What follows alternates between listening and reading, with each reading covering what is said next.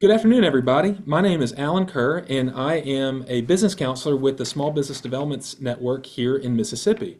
I am so glad to be able to come to you guys today to kind of outline a little bit of details about the Small Business Development Center track for your regional pitch competitions.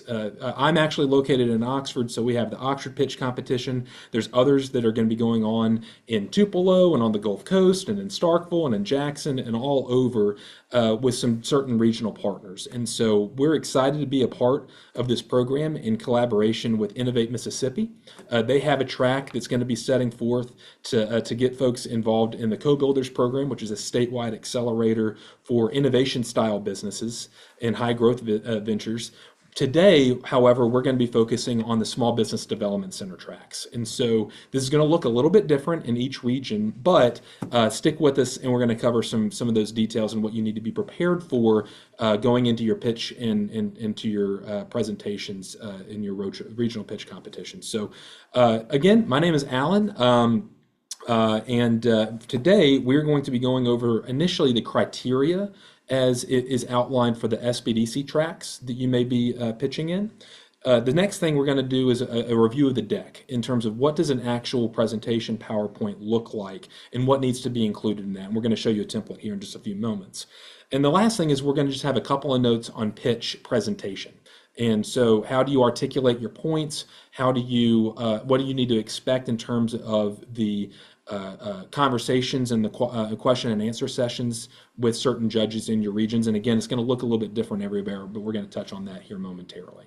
Now, first off, I'm going to share my screen here, and we are going to show off, not that, let me come back 1 second, guys.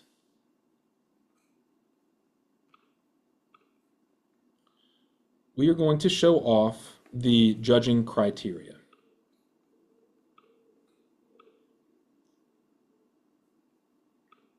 And hopefully everybody is able to see this. The first part of being a judge is to really kind of consider the idea in total. What is the product and the service that is being provided? Is it proven? Does it have strong demand? Are you differentiating your product in the market? And do you really have a good idea as to what the pricing would be? And really, are you making a profit with it? The next part is the market opportunity, okay? Is this a well-defined market? Is this something that you have done due diligence on locally? Have you gone to farmers markets and tested your product? Have you sold any products door to door? Have you really understood and done market validation? And that's a technical term that is really talking about, have you gone and seen? Have you talked to your customer? Have you taken this and made a sale yet? And how are you planning to do that and scale your company up? Okay. You want to have that information, but also be able to have a little bit of a market research. Okay, what does it look like globally? Where is your market going? How large is the market? How large is your area that you're trying to present? In local communities in Mississippi, you may only have a town of about 10 to 15,000 people, right? That is your capturable market in a lot of Main Street businesses. Whereas if you have a product or a service that has applicability nationwide, what is the nationwide marketplace for your service? Okay, so just kind of think about that in two different ways. Number one, how are you going to enter into the market? Okay, and number two, what does that market really look like in the descriptions of said market? Okay, so that's kind of a little bit about market opportunity on how you'd be judged there. The second thing is financial viability. Do you have a business plan that has outlined your costs and your price points and when you need investment and at what scale that's going to happen? Are you a deal that's going to be looking for more investors, or is this a deal that could go for debt service? Okay, so a local lender or a bank. Really important to define that on the front end and to have, again, some kind of an idea as to what are your costs? What are your startup costs? What are your monthly costs? And then, of course, how much do you think you can sell? Okay, and now we're not talking about this is I've baked 100 cookies and so thus I'm going to be able to sell a bunch of cookies or 100 cookies, right? How many people are coming into the door and how are you going to scale that up from a financial standpoint? And so having sound financial projections and cash flow and revenue streams is going to be really important to be able to convey in your pitch presentation. And finally, operational readiness. Are you efficient in your operations? Who's going to do what? Have you assigned roles? Who's managing the bookkeeping? Who's managing the creation of the service or providing the product and service to the customer? How are you operationally going to be run? Okay. Do you have standard operating procedures, things of that nature? Okay, so those are the four main parts of your scorecard on how you'd be evaluated. And guys, in the startup world, we know we don't have everything figured out in the first place, okay? And usually for these presentations, you may have 10 minutes or less to be explaining all of this, okay, which we're going to get into momentarily. But these are kind of the clear high-level areas that you need to be thinking about in being able to make sure that you're communicating to a judge in your region for them to make a really good evaluation of your company. So that's the first thing. If you have any questions on your scorecard, please go to the cobuilders.ms website and find it. It's right there in the requirements and in the application section. So make sure that you print off a copy for yourself. So that's the first thing right here is the judging criteria. The next thing we're going to be talking about is an actual pitch deck. This is very similar to a business plan, okay? So a pitch deck is basically taking a business plan and just putting it into a PowerPoint presentation or into a keynote, okay? So the high level stuff, who are you and what are you doing? What's your background? What problem are you trying to solve and what's your solution, product or service? And then how are you differentiating yourself in the market? So basically, if you have a written business plan that's not even having to be that long, or even a lean canvas model, it doesn't have to be that long, just convert it over into what a deck would look like. So most decks have some kind of a cover page. Who are you and what's the name of your company, okay? Now, in this particular presentation deck, you're going to see a lot of white and black, okay? What I would encourage you guys to do is add pictures, add graphs, add some stuff that has some flavor to it to excite your judges and to be able to really showcase your idea and product. And you will definitely want to start off with some kind of a hook. I know a lot of you guys have probably seen Shark Tank before, and they start off with a quote or a question or something kind of exciting. You have to be able to draw in your audience and thus draw in the judges. And so consider what it is that you want to really excite them about to effectively turn the page. So in terms of creating a presentation, a lot of folks like to use the 4x6 or the 6x4 rule. That means 4 bullets with 6 words each or 6 bullets with 4 words each. You don't want to put a tremendous amount of text on a deck or on a screen. People don't want to read it, and they certainly don't want to hear you reading off of the screen whenever giving a presentation. You want to be engaging, and you want to be as fluid in your conversations and not just be stagnant in terms of reading off of a prompt, or a teleprompter in that way. We talked about starting with a hook. We've talked about using graphics, and certainly there's certain presentation modes that you can utilize, whether it's transition effects or others. A lot of people just have straight, easy transitions on your slides, but again, to each their own in terms of how you want to be differentiating yourself among the competition. This on here, it says don't give handouts prior to pitching. Consult with your regional partner on what they would prefer. On this, in my opinion, if you have something that you want to showcase, show and tell, I say welcome it, please. I want to have a tangible idea as to what you're trying to offer. And so having an example, I think, is perfectly fine. Having handouts is okay, I think. Just don't try to bribe your judges, okay? Unless it's, a cookie or something from your bakery. That's okay. The next page you want to have is some kind of a company overview, a description, a very succinct and almost thesis statement for who your business is and what your mission of your company is is anticipating being. Everybody has a problem that they're trying to solve in the market. So your next page is going to be describing the problem.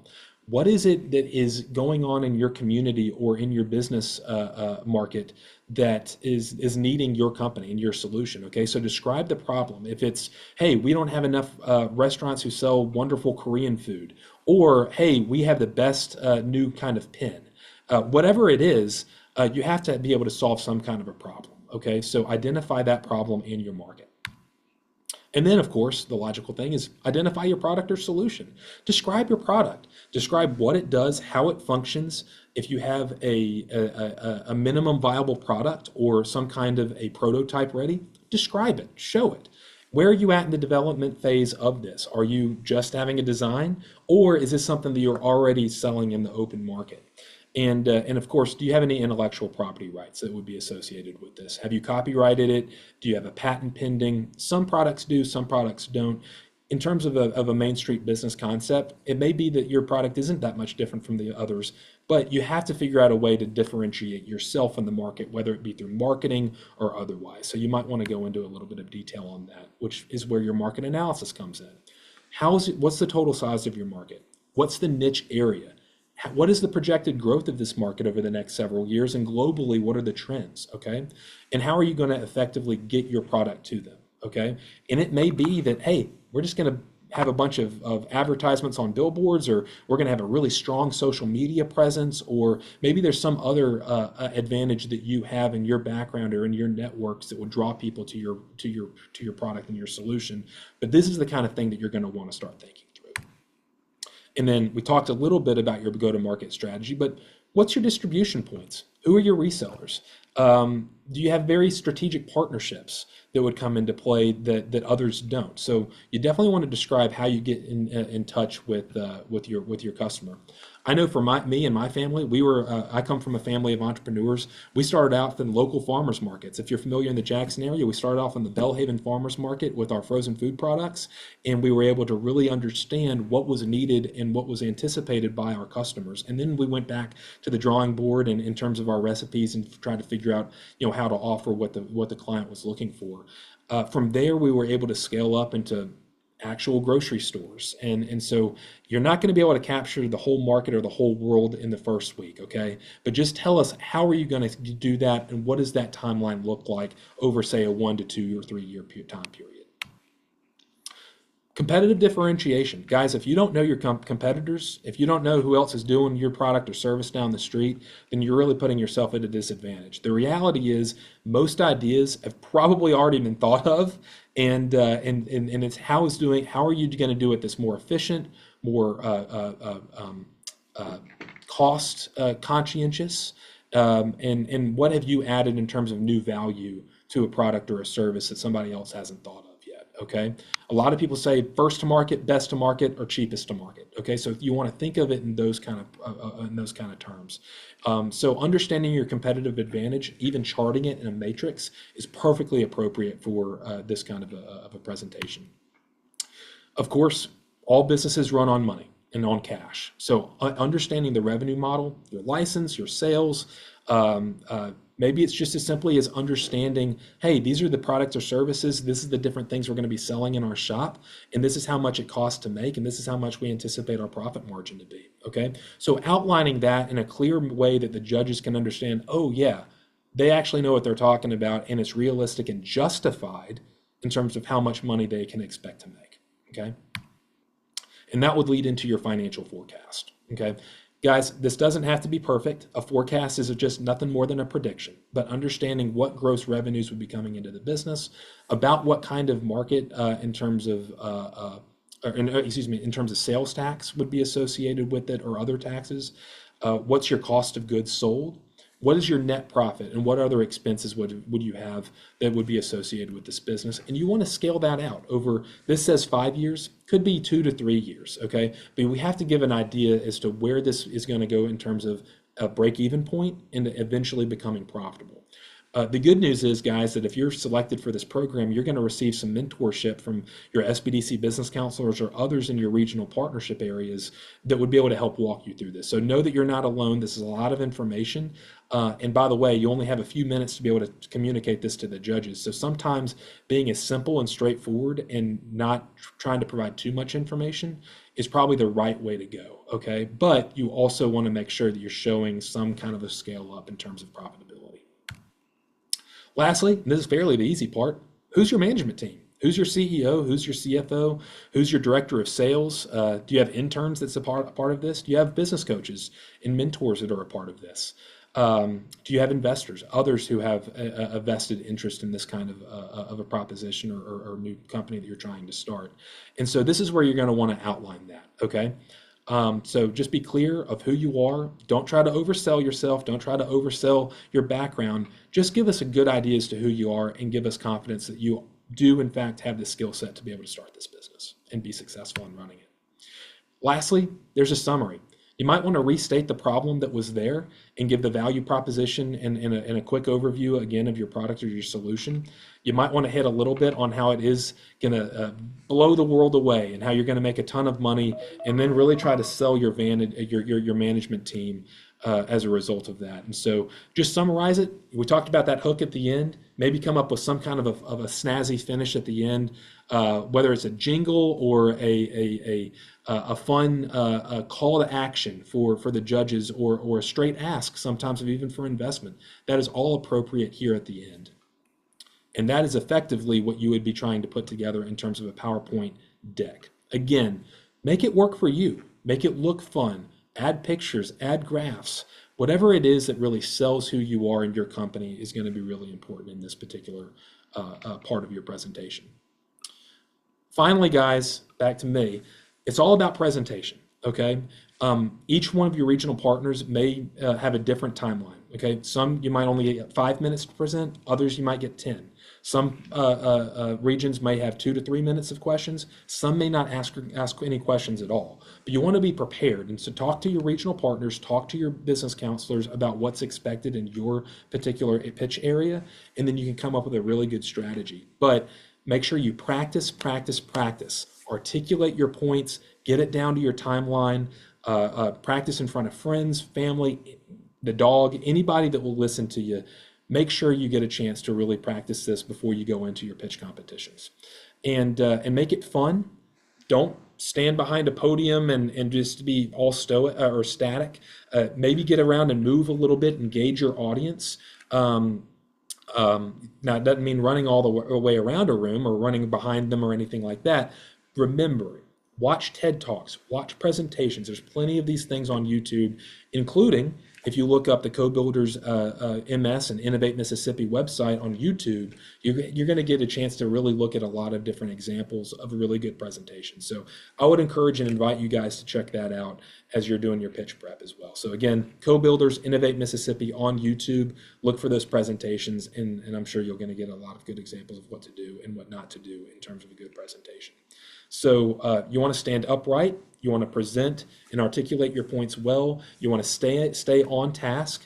You want to make sure you're not spending too much time on any one thing, as in introductions or background information that takes up, say, half of the time, and then all of a sudden you're scrambling to talk about what your product or service is later and how you're going to make money. So make sure that you provide an appropriate amount of time along each one of those deck points, and you'll be just fine. Again, at the end, guys, work with your business counselors, work with your regional partners, reference your scorecards, reference the pitch decks, and you'll be just fine in anticipation for this program. Of course, if you have any questions, reach out to us. We're happy to help. And again, welcome to your regional pitch competition. Welcome to entrepreneurship here in Mississippi. Thank you guys, and have a wonderful day.